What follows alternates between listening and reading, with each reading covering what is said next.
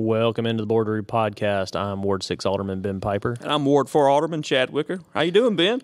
Happy New Year, 2024. Cold. Yeah, cold today, man. A little chilly here. We're here in 2024. That's right. We've had our first board meeting of 2024. Did you sign up for soccer? Deadline's Monday. Yep, we're good to go. If you haven't signed up for soccer, January 8th is the deadline. Want to make sure you get your kids signed up. I think Nesbitt Baptist Soccer is taking a little break to work on their.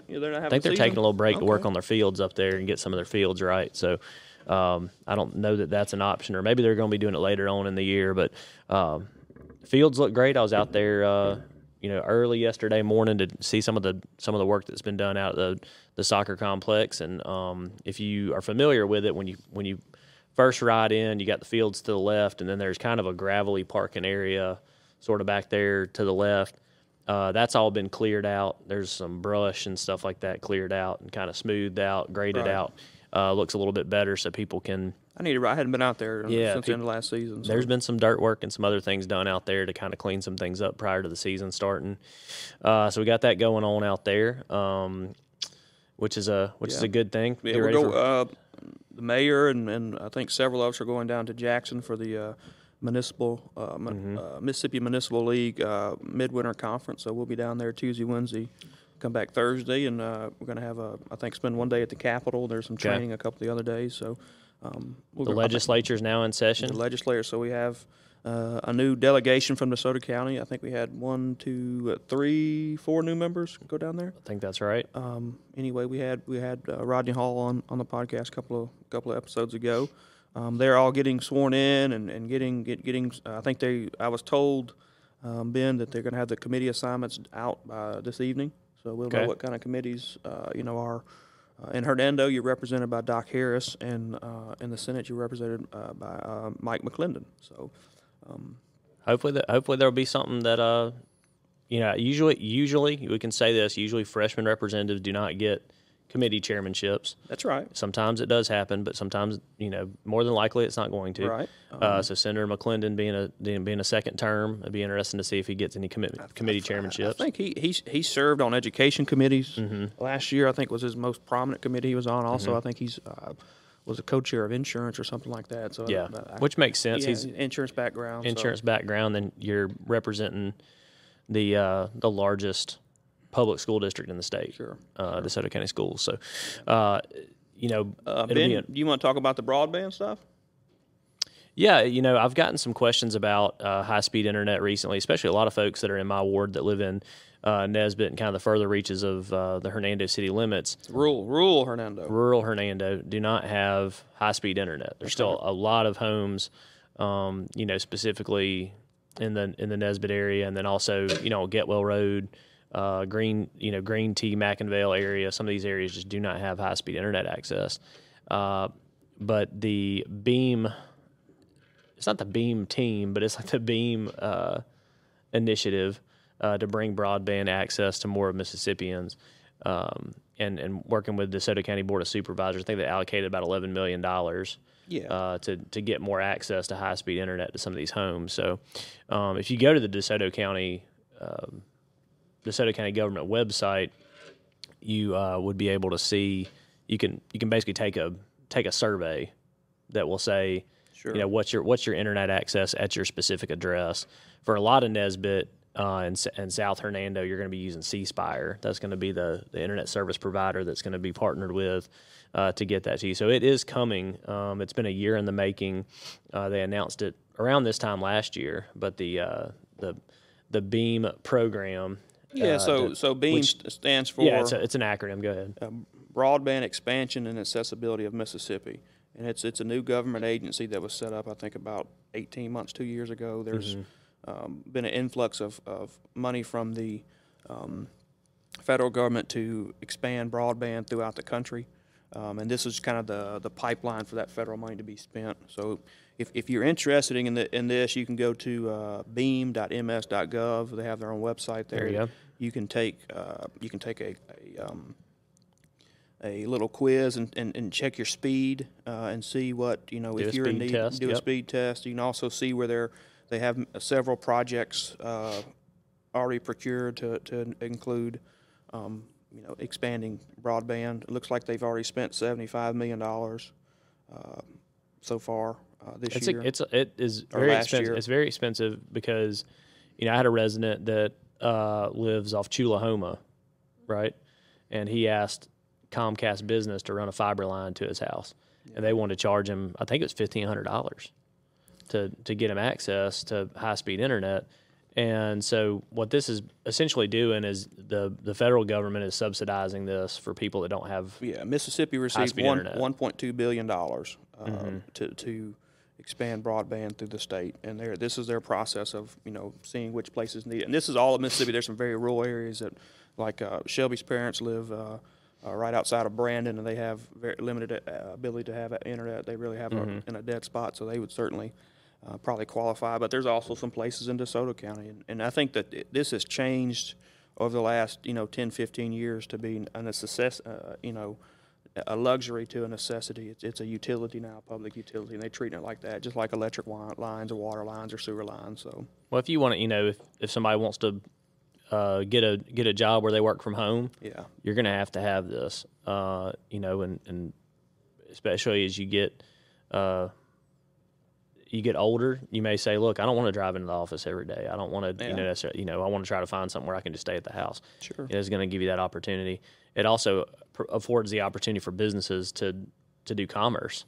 I mean, it's just a complete necessity in your life. Everybody streams TV now, and if you don't work from home, you have some type of computer at home that you use for surfing the internet or watching videos or whatever, downloading things. So it's just you got to have it, and coming. Yeah, it's coming. Where I live in Hernando, we switched to the ceasefire internet, I guess, fiber internet, 4 or 5 years ago, and it's just been huge. I mean, it's just when you go from 100 whatever gigs to 1,000 gigs. It's a big difference. 1,000 gigs or whatever, Holy 1,000 smokes, meg, man. whatever, one gig. I can't remember what I had, but it was 10 times faster than what we had with AT&T. So. I need to come visit and experience that. That's what happens when you live the historic. I ain't got that fancy stuff, man. I tell you what, man. You got that fancy stuff. There. I got TV buffering all the time. It's bad shape over at our house. So we got that going on. That's going to be something that I've definitely received some calls about it. There is not a you're responsive. The city is not. You're responsive, man. Yeah, we all are. But the city is not. It's not. There's not a form that you have to fill out with the city. There's nothing that we can do to force AT&T or C Spire to put in a fiber line to your house. There is a larger initiative. Yeah, it's a private corporation that's being subsidized by the state and federal government to increase access, essentially. That's right. So there's that. We got that going on during this year. We're talking more about what's going on in 2024. Yeah. Here in Hernando, there's some some businesses that are locating here. That are kind of slowly coming along. You see that on Facebook? Something about Oh yeah, Facebook. Did you put that out? Which one? What are you talking about? I don't even know. Somebody showed me something on Facebook something about a Buffalo Wild Wings or something. I don't know. I have heard that. I don't know if it's true or not. I haven't seen any plans for one. I do know that we have a new convenience store going in at Getwell and Byhalia, or Getwell and 269, right there. Like there'll be an off ramp, there'll be a lane and a half improvement, the convenience store going in there, and that there's another building that's connected to it that could potentially be a restaurant. Oh, really? I don't think anything's been finalized though. Are you I don't putting think that there's out? been any building permits pulled or anything like that just yet. But that's kind of like the initial plan. That's all I know about it. So we just have to wait and see on that one. Obviously, I think everybody's heard about Dunkin' Donuts and Whataburger. Yes. Those are kind of slowly coming along. The Starbucks is doing well. My wife's keeping them in business for sure. Yeah, you may be excited about these. You may not be. The new car wash down there on McInvale, it's up and running. It's been running for a few months now, but there is we do have. That's kind of the business side of things. I haven't seen anything else that's really. Well, and I think it's a small business restaurant there that went into Muddy's Oh, Market 23. Market Man. 23. I've seen several people talk about that place, so I think you need to check that out. We're trying to get healthy here in the month of January, like everybody else. I need to go. I may go by there for. They got some low carb meals. They got stuff that's healthy. They got stuff that is good. Good big comfort food casseroles for your family and that sort of thing as well. So really, really nice folks in there. Yeah, I think sometimes we get caught up on a Chick-fil-A or a Whataburger or whatever, and we forget about the Bone Sebos or the Market 23 and what's the Mississippi Eats. Yeah, and they're moving into a new location, Mississippi Eats, and Cork and Barrel I think are moving into a new location right there by Zaxby's. That's what's going in that building right there. Breaking news, man. It's not breaking news. It's just it's just what's going on. But Coffee Central is another good place. Yeah, and it's I think it's tough because it is coming from a family that had a local restaurant, a local business for decades. Where I grew up, it is hard. It is extremely hard to start a restaurant from scratch, especially if you're looking for like that Southern comfort food kind of restaurant. It is very hard to start one of those. Usually, the only ones that are around nowadays are the ones that have been here for decades and decades. Because the profit model is just very, very hard to make it. So I think that's why you don't necessarily see those, coming in necessarily. Sure. You could have one move from one location to another that has an established, customer base, but it's very hard to just start from scratch and make it work. Because I do think a lot of people, if they don't like whatever vegetables you're cooking or whatever, always vegetables taste like they come out of a can. Well, maybe they did, maybe they didn't. But you say that, and it just you got to get them from the farm to the restaurant in some kind of container. That's true. Well, that's always been one of those interesting things. When there was this thing for a while, they'd say, "Oh, it's farm to table." Yeah. That was a thing for a while. Our restaurant's farm to table. It's like, well, it's always been. Every restaurant forever has been farm to table. It didn't come out of the clear blue sky. It came from a farm somewhere. So that's why our farms are so important, and why we got to have. We still have a pretty strong farming community here in DeSoto County. People don't realize it, but we really do. And especially in Hernando, we got a lot of farmers that live in Hernando. But especially getting towards your door there's some farms down Commerce. Also coming up 2024, we don't have a complete paving plan just yet. We have probably half of our paving plan that's been laid out. So some more streets that'll be paved here in the spring and the summertime. Certainly get in your alderman's ear about roads that you need to see paved. They're not like that you said that. Well, they need to know. You can't. I will say this. Alderman Miller, he has told me before that he drives every street in his ward about every week or two. That's definitely a good thing. I run mine, Billy. You run. That's a really good way to know where the potholes are. You'll definitely remember the potholes when you run through them. So hopefully we get Terra Drive paved up. Yeah, there's a lot out there. There's a lot of need out there. That's the thing about it, is that the need's always greater than the resource. So that'll continue to have to be one of those things we have to. Well, the fact of the matter, we have to work within a budget, and we only get so much dollars to spend every year for that, and we've spent record numbers in that area since we've been on the board. So. We do have, I think it's a good to better than good probability that you will see Mackinville from 269 to Pleasant Hill Road begin to be paved before the fall. As the high school is kind of taking shape out there, the road's been completely demolished. We have some grant money to help with some of that, don't we?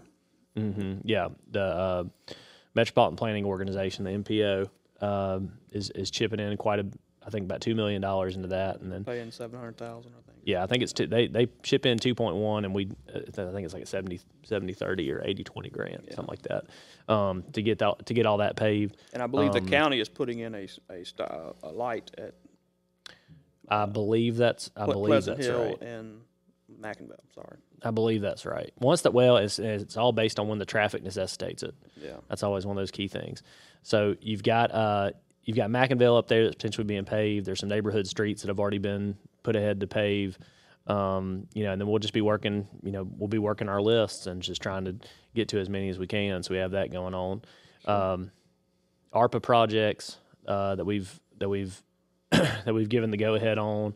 Those will probably slowly So several water get tower dealt with. expansions and stuff to help improve the water pressure and throughout the city. So, It's things that people don't necessarily see, especially in your area over there has, I think, probably the biggest issue. Mm-hmm. And I think the other part, I've heard many people say this, they're like, that Hernando's having, this explosive growth and this kind of thing.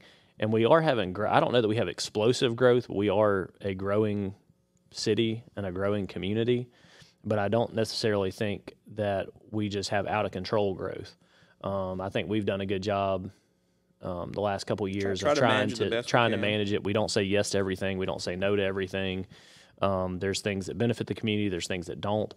There's areas of the city that you try to protect and preserve, and there's other areas where the growth is more evident that it's going to help with traffic. It's going to help with traffic patterns and that sort of thing. So well, I think part of the issue too is the government's always going to lag behind development, just because that's just the nature of the beast. We're going to be reacting to whatever development comes in, and like you said, traffic patterns may change, and we're going to have to change our budget or put into the next year's budget. So we may be a year or 2 or 3 years behind. In doing that. And then, I think that there was a time in Hernando when they just didn't have money to put into the streets, and they tried the best of what they had, and so I think they got behind. There's not many examples you can think of when you think of a city that puts infrastructure ahead of development, right? Like, it's not very common to see that. But if you have ever been to Tunica, Mississippi, that's like one example where you could see that you had resorts, hotels, all this stuff going in. And the assumption was you're going to have hundreds of homes built, you're going to have new schools built, all that, it's going to become this flourishing, quick growing community, explosive community. So they put in tons of 4-lane highways. They spent millions and millions of dollars to do that. And there's no traffic issues there now, but there's also like not really any traffic. Unless it's a Friday night or a Saturday night or something. So that's one of those cases where a government entity was extremely proactive in trying to deal with infrastructure, and ultimately it wasn't necessarily needed. And it can cause government budgets to go upside down as well. So I think that's why you don't see that happen. Well, I think another challenge that Hernando has is we're the oldest city. This city's been in here since 1836. So we were initially set up around a railroad, not a interstate system, and so that's part of the problem. And like South Haven was incorporated in 1980, and so they've been able to a little younger than you. Older than you. Oh, my bad. Older than you. You're older than me. You're older than me. 3 months, man. Come on now. You and Shelby are both way older than me. Yeah. Anyway, so that's always been a challenge for Hernando. And everybody's upset about the interstate. They want that expanded. And that's just a very expensive project, and I can't speak to why it wasn't done 25 years ago, but it wasn't done, and so we're trying our best to lobby for money. That's some of the things we're going to do when we're down there next week, talking to the our state elected leaders. So let's talk about the legislature really quick. They've got the next few months here to discuss the hot issues and going on in the state. We talked with Rodney Hall about it a little bit. There are some surpluses within the budget that I think every legislator that comes in there is going to have a different idea what to do with it. Phasing out the income tax, I think, is probably one of the top priorities for a lot of legislators. Yeah, I think the challenge you're going to have, I think, is that I think the governor has put out pretty strongly that he wants to abolish the last of the income tax, the 5% income tax, and I think the lieutenant governor and the Senate's position is they want to get rid of the sales tax, and so that's kind of going to be the issue that's going to be addressed going back and forth in the legislature this year. And I think the House is in agreement with the governor's office. That's always been their prior position when Speaker Gunn was there, so it's going to be interesting to see how that works out. To me, it's I think the last I heard that 5% income tax represents a third, or is it 2/3 of the? It's quite a bit of their state. I think it's a third of the state budget. General budget, yes. That's the challenge. So I think we had way back when we had Senator Sparks on the podcast. He's a leading senator, I guess you would say, or I think he's going to be a committee chairman and things. Certainly, ally of the lieutenant governor. I think his concern is making sure we have enough money to fund the core functions of government, right? So what we have, I guess we need to define what that is, and then once we come up with that definition, then make sure we have enough money to do those core functions, which is probably roads and bridges, public safety, those kind of things. So. Which in my mind, I think you look at it from a numbers standpoint, Mississippi as a whole, where we don't see this in DeSoto County as much, but Mississippi as a whole is not growing population-wise. So it stands to reason that there should not be a need for additional funds every single year to operate government. Right. It should at the very least be flat, if not declining, as you find more efficiencies within government. Right. Well, then you get into the debate with taxes. Is the sales tax, is that a more progressive tax, and that it's more fair because everybody pays the same amount, right? Or is the income tax a more regressive tax because the rich people pay more or whatever, right? So. Well, and then also I think the income tax really is a negative driver for economic development in the state, because you have a state directly to the north in Tennessee where they don't pay any income tax at all, and right. That's where employers are going to find employees because people want to live where they're not taxed as high. That's right. So that's going to be a fair economic argument for sure. So I think that's what's driving the governor's position, is to say he's been trying to get, and he's been successful in getting some auto manufacturers and some other things to. We got AWG in Hernando. AWG here in Hernando, Google Operations Center in DeSoto County. There's been some other some warehousing. I think and things Marshall like County's that. got Amazon. Yep, they got a big the Byhalia interchange. Yeah. You have. I was out that way today, so you have a number of huge companies out there, really large companies out there. So, but a lot of them go up Highway 72 to Collierville, and they live in Collierville. A lot of those employees live in Collierville, and they drive Highway 72 to get to that Amazon, Cooper Tire, some of those other locations. That's right. I think Alabama has recently reduced their income tax or phasing out over time, Mm-hmm. so we're competing with them for a lot of the same, economic developments. Obviously Florida, Texas, and Tennessee has no income tax at all. So you always hear about that. But another thing talking about taxes is sales tax. That's something that at the city level we have to really watch, because I think a lot of people don't understand. But when you pay that 7% sales tax, 18.5% of that comes back to the city in a diversion payment, which accumulates to the city of Hernando about $500,000 a month that we use to fund government here. I mean, we really rely on that money. So if that's cut or reduced, the plan I heard is cut it from 7 to 5. It's kind of been floated around. Okay. And what MML has always lobbied for is if they do that, to keep the cities whole by increasing the diversion from whatever 18.5 to whatever makes us whole, 25% or 30% or whatever. So that's going to be something that we're going to be watching at the city level. As a legislative session goes on. Also, Ben, we got the big bear of PERS, the Public Employee Retirement System. Mm-hmm.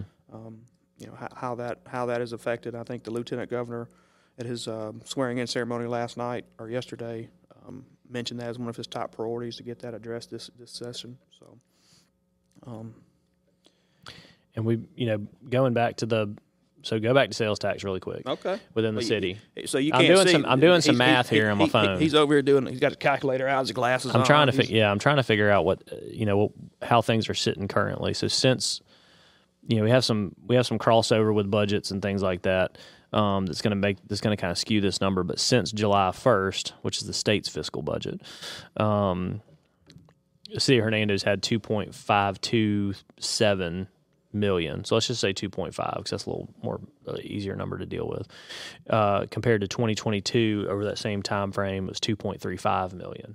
So we've had about $175,000 increase during those months. Now, granted, that our fiscal year starts in October, so it's a little bit different. But just in the month of November, for example, the sales tax was $491,000 compared to $454,000. So that's a pretty sizable difference. But you're looking at about 7 or 8%. That's about where things are tracking currently. That's where we've been the last couple of years, and we've been fortunate in that we've used that money to do some things. Make some improvements. So.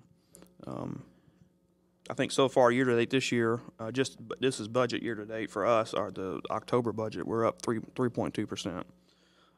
So. Okay.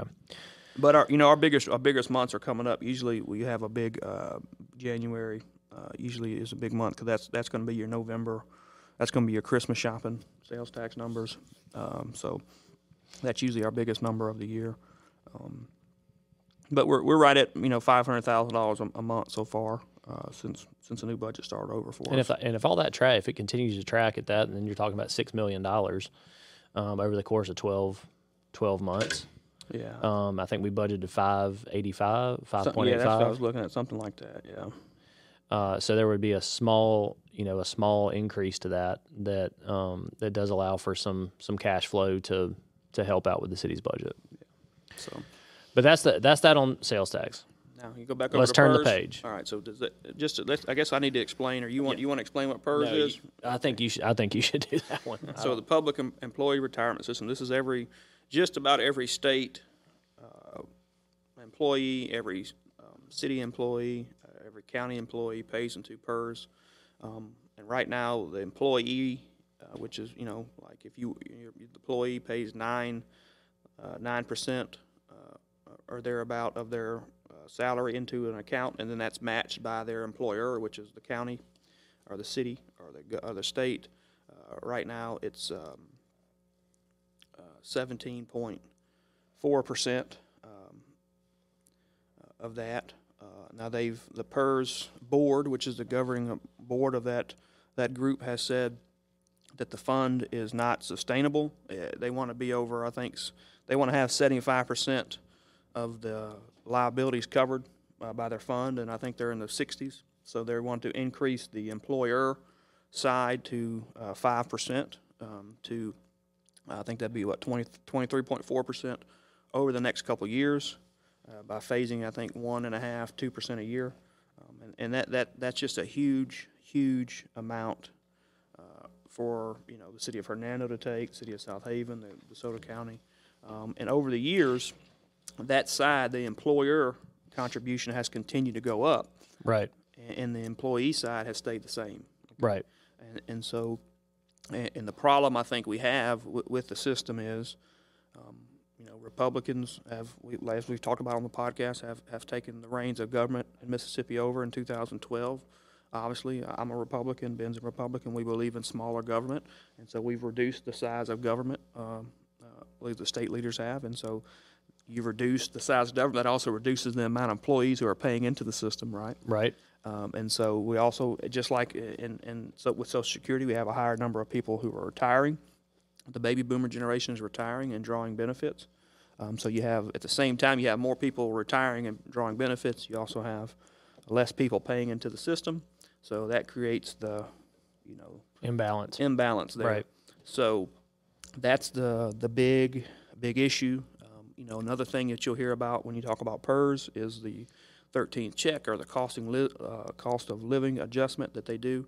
So I think when you're 55 or older, I believe it is, you start getting a cost of living adjustment of 3% compound interest every year you're retired.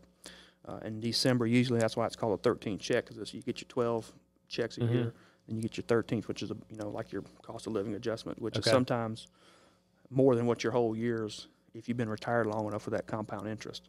Gotcha. So that's something that has been discussed and talked about. Maybe reforming that or lowering that down to the cost of inflation or something. So that's a big political butcher ball of knives. I guess nobody wants to really. It is because ultimately you're messing with people's retirement. Yeah, I mean, it is something that people can call it an entitlement or whatever they want to, but if you are in your 40s or 50s and you have been a public employee for 20-30 years, and then you have planned on and banked on this plan, and then suddenly it changes, it could absolutely kind of upset the apple cart for you from a retirement standpoint. And you may have to end up either working longer than you expected in the public sector, or immediately getting out of the public sector, going to the private sector to try to make more, try to make more money, get a 401k, or put money into a Roth or whatever you need to do to make it all work. A lot of people, a lot of public employees do not understand that, like, 26% of their paycheck goes into a retirement account for them. I mean, that is a high number, I think. So, and it's also, I think, the other thing to consider when you mention the city of Hernando specifically. If there was a 1.5 or 2% increase for contribution change, right?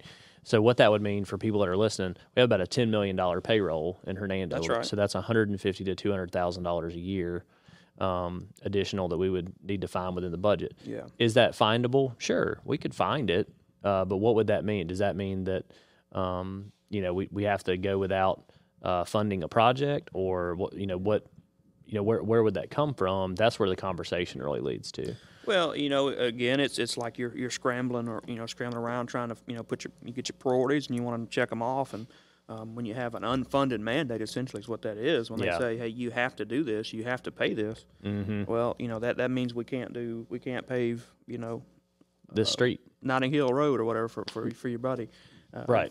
Whatever it may be. Yeah, whatever it may be, or Terra Drive for me, or. We may not be able to hire another police officer, or buy new cars or radios, or new. We're buying a new ambulance, so we may not be able to do different things. And so that at some point it's going to reach a point where these Hernando's in a financially good shape, but some of these other cities in Mississippi are not. And when you start adding a couple $100,000 in additional payroll cost to them, it's going to have a negative impact on them. Yeah, I think even when you have folks that like the mayor of Oxford speaking out and saying, how are we going to afford this? Yeah. That means it's a thing, and that I'm not putting words in her mouth. She was the one that did it. Yeah. She went on Twitter saying that, and I think Mayor of Hattiesburg said the same thing. And both of them are not necessarily deep red Republicans like we are. Yeah. So if folks with their political stances come out and say, how are we going to afford this? Then you have to know that there's going to be some cuts that have to be made to make it all work. Because I don't think anybody wants to go to a public employee and say, well, hey, listen, we're going to need to reduce your pay, or we're going to need to do whatever we have to do. The cities want to be able to make those folks whole because they're putting in the hours every single week. Yeah, it's a very sensitive issue because again you have people, you're talking about police officers, firefighters, you want to teachers, support our people. And when you're talking about somebody's retirement, I mean, I plan to be a retiree in the PERS system at some point. Okay. It is a very rich system, and so maybe there are some changes that can be made. But it's going to be a very touchy subject. But it's something we're at the point now where they're going to have to start addressing it, and it's going to be interesting to see how that plays out. I've heard some different things as to take the cost of living adjustment and tie that to the rate of inflation. So that's it may not be 3% every year. Mm-hmm. I've heard creating another tier and grandfathering everybody into the original plan, but then having more of a 401k plan for the other people as people come into the system. I think that may not be a positive because I think a lot of these cities and counties who may be able to offer the type of pay that we're able to offer in DeSoto County, that's a recruiting tactic for them. Hey, you can get into the PERS retirement system and work 25 years or 30 years and get 50% of your highest four grossing years. Which is not a bad system. It's not. A lot of states have got away from a pension system, so that may be something they look at going forward. It's definitely something to be watching for. And once all the dust settles with the legislature, I would guess somewhere around late April, early May, we will try to have either Senator McClendon or Representative Harris come in and kind of give us a rundown of what went on. So if they are listening, certainly put that on your calendar. We'll try to get you in here to discuss it a little bit more. What's the last one we want to talk about? We want to talk about the Medicaid expansion? We're touching all the third rails, man. Yeah. I mean, I don't know that this is going to be something that goes anywhere. I think that Tate Reeves had a talking point to, say that he was potentially considering it, where he was previously against it, right? Yes. And I think that was probably because of his opponent in the election. Yeah, the Democratic opponent for governor made Presley made a big issue about expanding Medicaid and putting the numbers out there. I think people's positioning just seems like that way. Positions are softening on that over the years. Mm-hmm. I think the Speaker of the House, I think he finally was elected the other day, Jason White from Kosciuszko, is open to the discussion of it. I think that's Sure. a big change. When Philip Gunn was the speaker, he essentially said, no, thank you, we're not going there. So that they may have a real discussion about it. I know the lieutenant governor, I think, takes the position that he's open to a discussion as well. But I think it's something that you need to really look at and make sure, once you start accepting the federal money for Medicaid expansion, that it's something that can be sustained over years. With Mississippi, with such a you're talking about reducing the income tax and things like that. Is this something we're going to be able to sustain over the years because once you accept that money, I think there's no turning back. Yeah, and I think that also the thought is that by doing this, it means that it will solve the issue of rural hospital closures. Yeah, that's right. And that may happen. It may happen. Okay, it's not a direct cause and effect, because I think what could happen too is that they don't reopen. Yeah. Just because there's a Medicaid expansion. Well, I think a lot of that too is population is migrating right. away from those areas. Right. Exactly. So that's what I'm getting at, is like, just because the federal government comes in and says they're going to subsidize something doesn't mean that it's going to improve health care in Mississippi. I guess most people would probably. I guess we need to explain what we're talking about. Yeah. Maybe. So, Medicaid expansion is essentially Obamacare or whatever was passed. Right. The federal government will give states additional money to expand the criteria that people are able to get on the Medicaid rolls, Medicare rolls. And so, I think the argument for it would be, a lot of these hospitals, like Baptist DeSoto or what's the big hospital in Tupelo, Jackson. Mm-hmm. If you come there and you're in a critical condition, they have to take you in the ER and stabilize you. And a lot of those people do not have, unfortunately, Mississippi has a high poverty rate. There's no secret about that. It's essentially 1 in 10 Mississippians, I think, don't have insurance. And so these people show up at the hospital, don't have insurance, don't pay the bill, and so those unfunded costs are really hurting hospitals. And I think the Governor Reeves during the last election, it was made a big point, and so I think he sat down with some hospital leaders and came up with a plan to, I think, increase the compensation levels that hospitals receive for certain procedures and things to kind of help close that gap. I think they're in the process of getting that approved. I think that's kind of been his solution for it.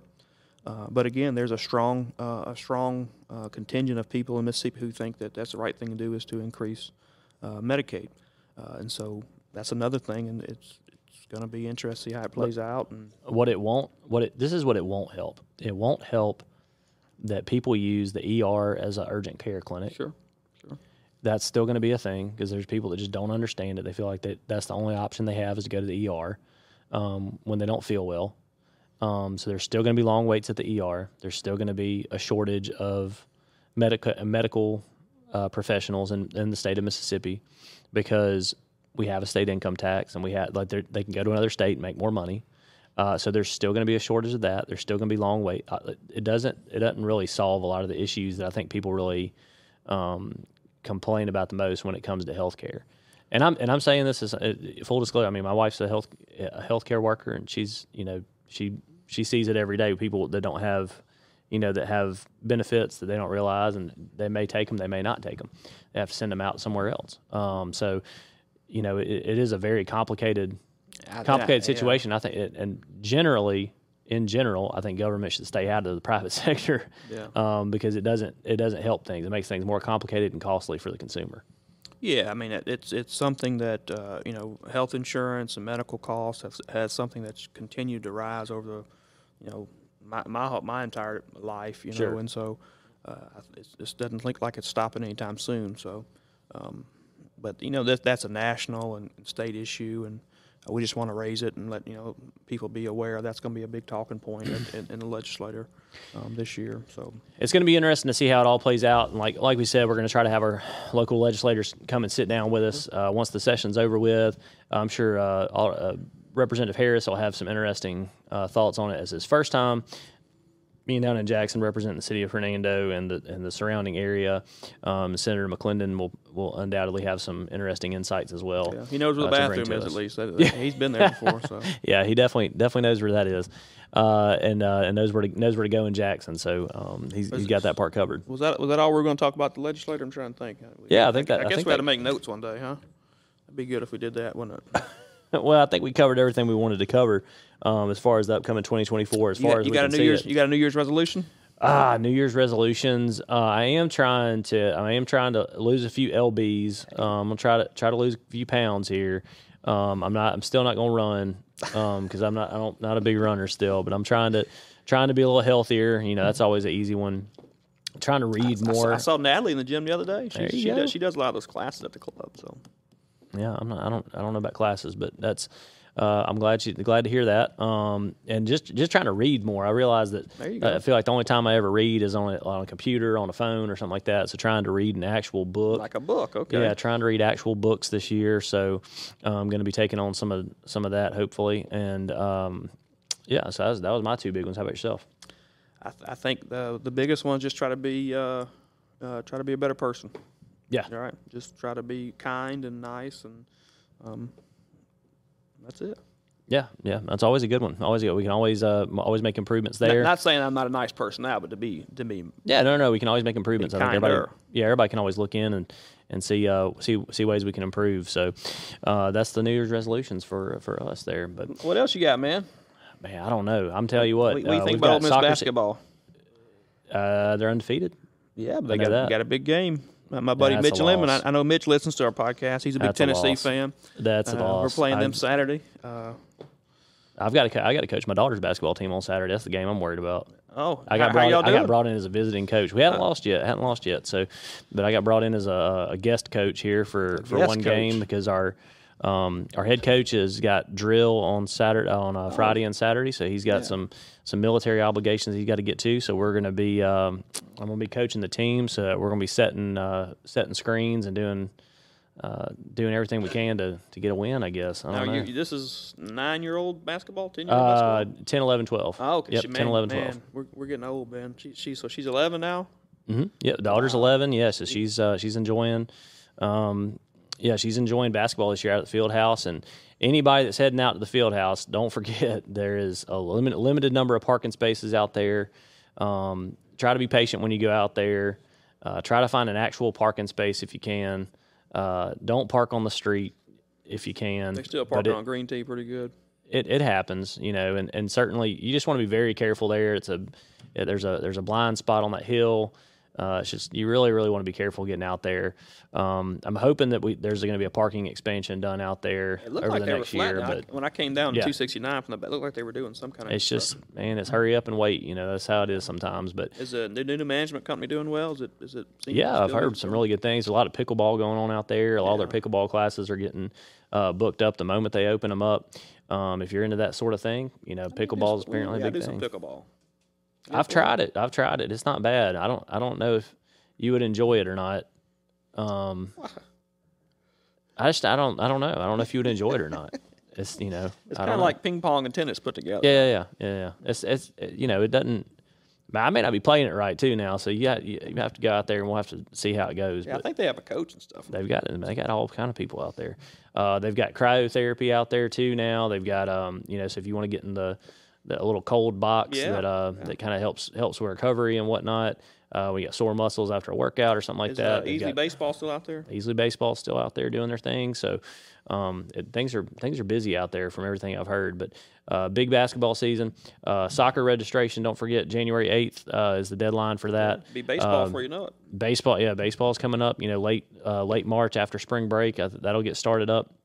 So we got a lot going on in Hernando. But for now, we'll be back later on this month to talk about our January 16th meeting, and hopefully have a good guest on with you. We're going to try to get somebody from the Chamber of Commerce to come on and talk more about the business community here in Hernando. Yeah, we didn't really have a big meeting to talk about, so that's why we kind of talked about 2024 and the legislature and things. So want to get a show out, but anyway, thanks for listening. I'm Ward 4 Alderman Chad Wicker. I'm Ward 6 Alderman Ben Piper. Thanks for listening.